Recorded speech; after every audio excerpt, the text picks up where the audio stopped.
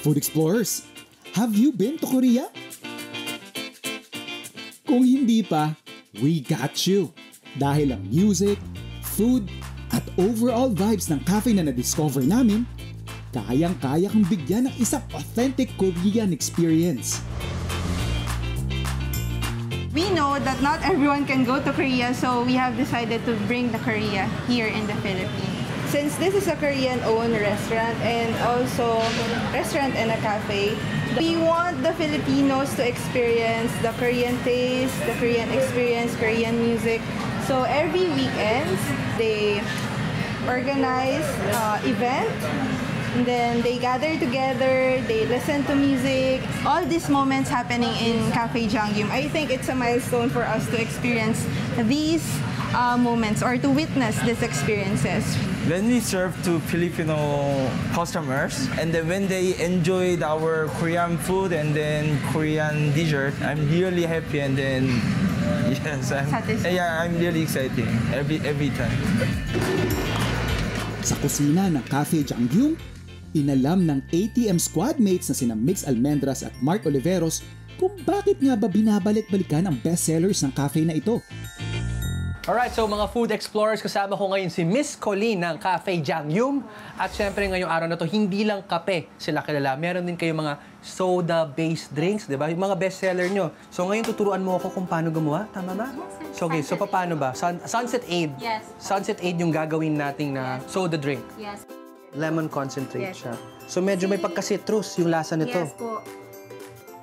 So fair, walang nakakalamang. Walang nakakalamang. So ito naman, ano naman itong binubuhos yung ngayon? Lemon juice naman. So meron kang lemon concentrate Concentrated and at then lemon juice. Yes. Sugar syrup para mabalance yung acid Yung- ni lemon.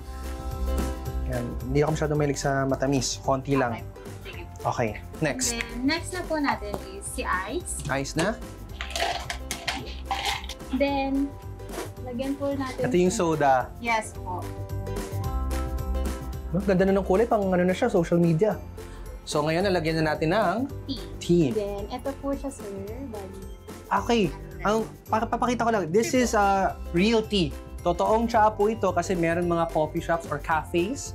Minsan gumagamit ng mga powder. Pero dito sa Cafe Jangyum, totoo, real tea. 100%. Yes po. Totoo, ayan siya. Ayan, no? Nagbabago agad ng kulay. Parang magic lang, ha? Yes po. Tsaka ang ganda ng layers. Yung garnish, ano? Patong ko lang to. Patong lang po, yes. Sunset Aid. Kaya tikman natin to, itong Sunset Aid. Nalalasahan ko yung soda water. Ang ganda ng fizz, actually. Yung fizz yung nagpapasarap ng experience ng pag-inom nitong Sunset Aid.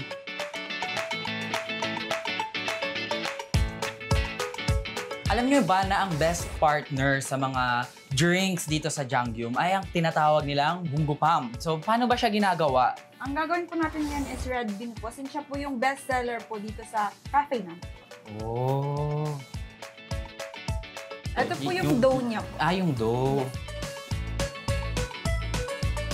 Ayan. I-cover na lang po ulit natin siya ng dough para po mabuong fish po talaga. Pero actually, sa Korea kasi, popular talaga yung fish design, ang mga kaisda-isdaan. So siguro yun yung dahilan kung bakit fish din yung design dito sa bunggupan. Maghihintay tayo dito ng 5 minutes bago natin matikman yung bunggupan.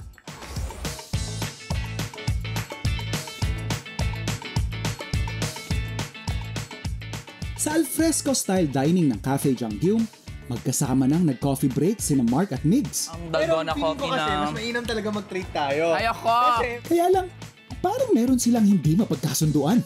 Okay, so tikman na natin tong dalgona coffee. Pero madaya ka kasi sa'yo yung ice. Yes, ayoko nang mainit. Ang init na ng panahon. Para madaya ka, gusto papalit muna tayo. Ay, hindi ate, jump Okay, ko. sige. Ano ba siya, dudurugin pa ba to? Or... No, I think you mix it with the coffee. Try mo yung mix kasi... Tignan ko naman yung candy at tignan ka muna. Sige, ako din. Parang gusto ko siya tikman. Okay. Malambot siya pag nasa sauce dun sa coffee. It melts in your mouth. Kasi kailangan ko magbuhos ng candy. Uy, masarap. Parang nakatikim ako ng kapeng ginawang candy.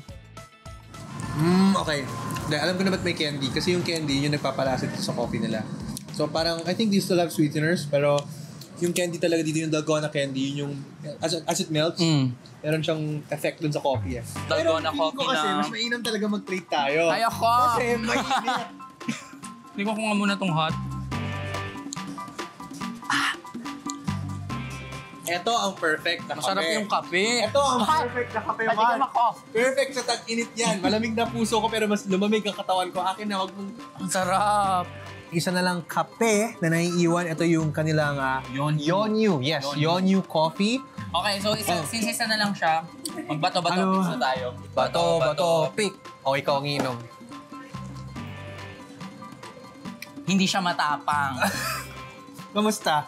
Lasang gatas. Very dalagang Pilipina ba siya? Yes. Parang onting kape na hinaluan siya ng bonggang gatas. Sa una parang matapang siya tignan, pero hindi pala.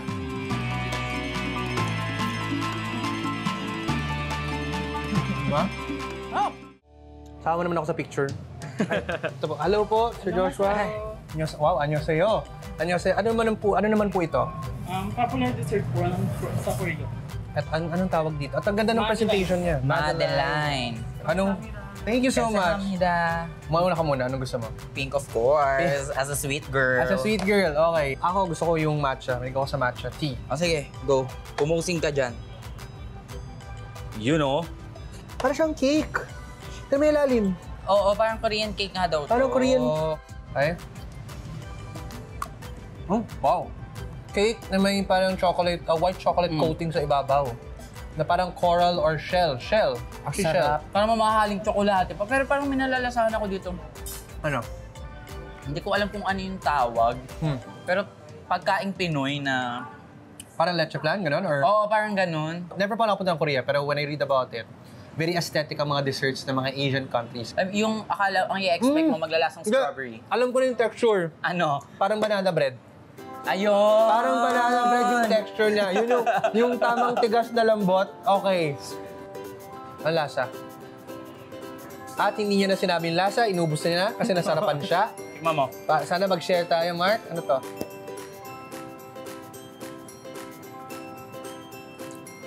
Okay. Unique. Ngayon ako nakatikim ng ganito. Parang siyang lemon square.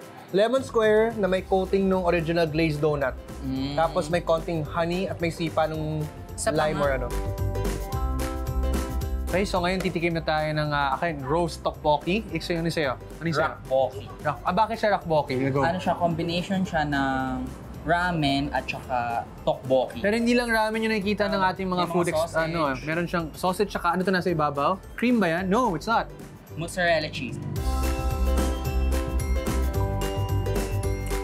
Masarap siya para sa akin kasi kahit na maanghang siya, hindi siya ganun kaanghang for me. So, dahil dun sa creaminess ito, nababalansa niya yung anghang. So, if you're sensitive to like spices, I think this is perfect for you. Ito, tikman natin. Ito, maanghang siya. Maanghang siya. Pero ang gusto ko dito, yung mozzarella cheese. Oo. Nagpapawisan ka na, Mark. Nararamdaman ko ang pawis mo habang nakaupo ako dito. Pero mahilig ako sa maanghang. Talaga. On a scale of 1 to 10, gano'n siya kaanghang for you? Siguro 8.5.